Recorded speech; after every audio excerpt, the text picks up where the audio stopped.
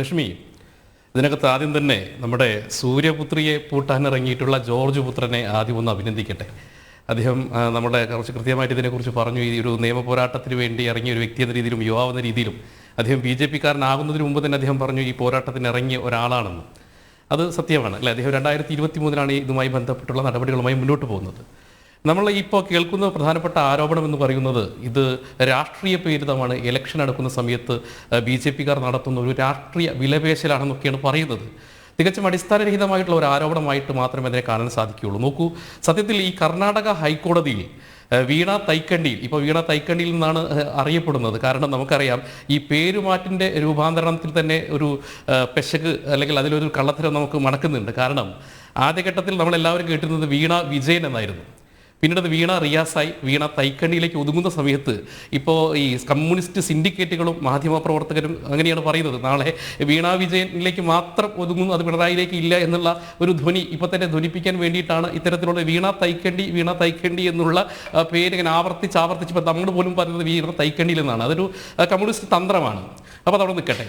ഈ വീണ വിജയ സത്യത്തിൽ കർണാടക ഹൈക്കോടതിയിൽ ഈ ഹർജി കൊടുത്ത് നന്നായി. കാരണം ഈ കേസുമായി ബന്ധപ്പെട്ടുള്ള അതിൻ്റെ നാൾ വഴികൾ കൃത്യമായിട്ട് ഈ ഹർജിയിൽ രേഖപ്പെടുത്തുന്നുണ്ട്.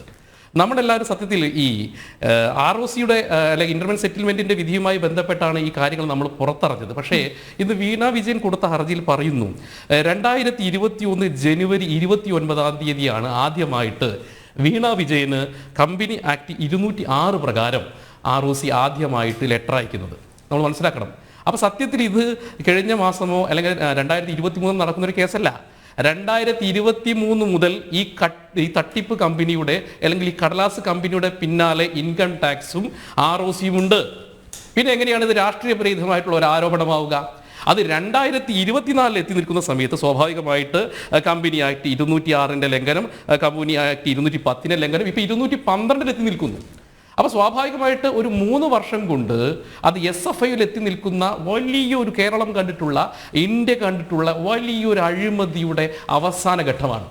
ഇതിന് സത്യത്തിൽ ഈ കോടതി നൽകാവുന്നതിൻ്റെ മാക്സിമം ഇളവ് എന്ന് പറഞ്ഞാൽ ഇതിൽ വീണ വിജയൻ അത് നൽകി കോടതി കഴിഞ്ഞ ദിവസം. എന്തെന്ന് വെച്ച് കഴിഞ്ഞാൽ വീണ വിജയന് താൽക്കാലികമായി അറസ്റ്റ് ചെയ്യില്ല. അത് സ്വാഭാവികമായിട്ടൊരു കോടതി ഒരു അന്വേഷണത്തിൻ്റെ പുരോഗതി അനുസരിച്ച് ചെയ്യാവുന്ന ഒരു കാര്യമാണ്. അതിനപ്പുറത്ത് ബാക്കി ഒറ്റ വാക്കിനകത്ത് കൃത്യമായി പറഞ്ഞു അന്വേഷണം നടക്കണം, ഇതിനകത്ത് തടയാൻ പറ്റില്ല. കാരണം ഒരു കൊലപാതക കേസിലെ പ്രതി കൊലപാതകം ചെയ്തതിന് ശേഷം സ്വാഭാവികമായിട്ട് പറയുകയാണ് എനിക്കെതിരെ അന്വേഷണം പാടില്ല എന്ന് കോടതിയിൽ പോയിട്ട് പറഞ്ഞു കഴിഞ്ഞാൽ അത് നടക്കുന്ന കാര്യമാണോ? ഒന്ന്, SFIയെ കുറിച്ച് ഇപ്പോഴും കൃത്യമായിട്ട് വീണ തൈക്കണ്ടിയിലേക്കും ഈ സഖാക്കൾക്കും ഗോവിന്ദൻ മാഷിനും ഒന്നും ധാരണ ഇല്ല എന്ന് തോന്നുന്നു.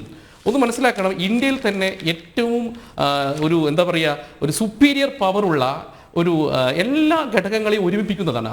IRLCയിലുണ്ട്, ഇന്ത്യൻ റവന്യൂ സർവീസിന് അംഗങ്ങളുണ്ട്, IAS IPS അടക്കമുള്ള ഒരു ഫോം എന്ന രീതിയിൽ ഇന്ത്യയിൽ തന്നെ ഏറ്റവും സുതാര്യവും അതുപോലെ ഇവരെടുക്കുന്ന കേസുകളൊക്കെ നോക്കിക്കഴിഞ്ഞാൽ ലിസ്റ്റാണ്. കേരളത്തിൽ തന്നെ SFIയുടെ രജിസ്റ്റർ ചെയ്യുന്ന ആദ്യത്തെ കേസാണ്.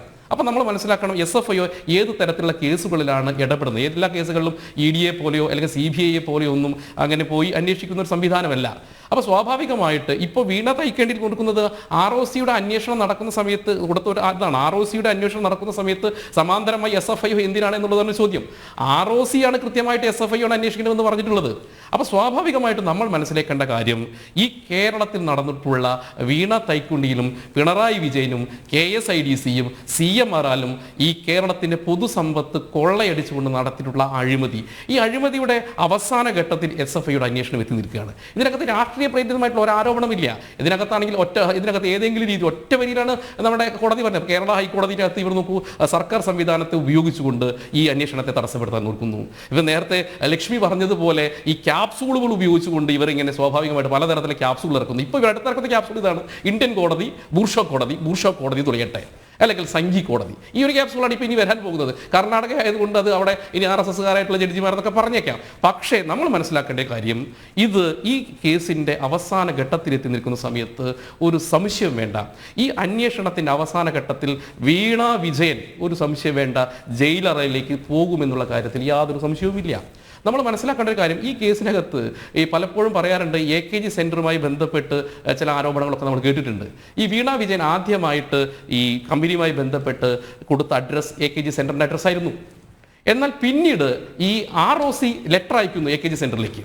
സ്വാഭാവികമായിട്ട് AKG സെന്റർ ഈ ലെറ്റർ കൈപ്പറ്റുന്നില്ല. അപ്പോൾ സ്വാഭാവികമായിട്ട് 2021 പോലെ AKG സെന്ററിന് അപകടം മണത്തു, ഇതുമായി പ്രശ്നങ്ങൾ മണപ്പെട്ടു. അതിനിടയിലാണ് വീണ വിജയൻ വീണ്ടും എന്ത് ചെയ്യുന്നത്, ചില ROCയുമായിട്ട് ബന്ധപ്പെട്ട് ഈ പേരുമാറ്റൽ നടത്തുന്നത്. നമ്മൾ മനസ്സിലാക്കേണ്ട കാര്യം, ഈ പേരുമാറ്റൽ നടത്തുന്നു. പേരുമാറ്റൽ നടത്തുന്ന സമയത്ത് സ്വാഭാവികമായിട്ട് ഇത് ഇൻകം ടാക്സ് ഡിപ്പാർട്ട്മെന്റോ ഒന്നും അറിയുന്നില്ല. അതിന്റെ പേരിൽ 1 ലക്ഷം രൂപ പിഴ അടച്ചിട്ടുണ്ട്. അപ്പൊ AKG സെന്ററിന്റെ പേരുമാറ്റത്തിൽ പോലും 1 ലക്ഷം രൂപ പിഴ അടച്ച ആളാണ് ഈ വീണ വിജയൻ. അപ്പോൾ 1 ലക്ഷം രൂപ പിഴ അടയ്ക്കാൻ പറഞ്ഞപ്പോൾ അതിനെതിരെ അപ്പീൽ പോയി. അപ്പീൽ പോയപ്പോൾ 20,000 രൂപ ചുരുക്കി കൊടുത്തു. അപ്പം നോക്കൂ, ഇത് ഒരു സുപ്രഭാതത്തിൽ BJPയുടെ രാഷ്ട്രീയ പ്രേരിതമായ ഒരു കേസല്ല. ഇത് 2021 മുതൽ ഈ കേരളത്തിൽ നടന്നിട്ടുള്ള ഒന്ന് വീണ വിജയന്റെ തട്ടിപ്പ് കമ്പനി ഒരു കാര്യം, രണ്ടാമത്തെ ഒരു കാര്യം CMRL നടത്തിയിട്ടുള്ള വലിയൊരു തട്ടിപ്പുണ്ട്. ആ തട്ടിപ്പിന്റെ കഥകൾ വരുന്നു. അതുകൊണ്ടാണല്ലോ PV ഉണ്ട്, IK ഉണ്ട്, നമ്മളുടെ EK ഉണ്ട്, ഈ പറയുന്ന വീണ വിജയനും പണം കൊടുത്തിട്ടുണ്ട്.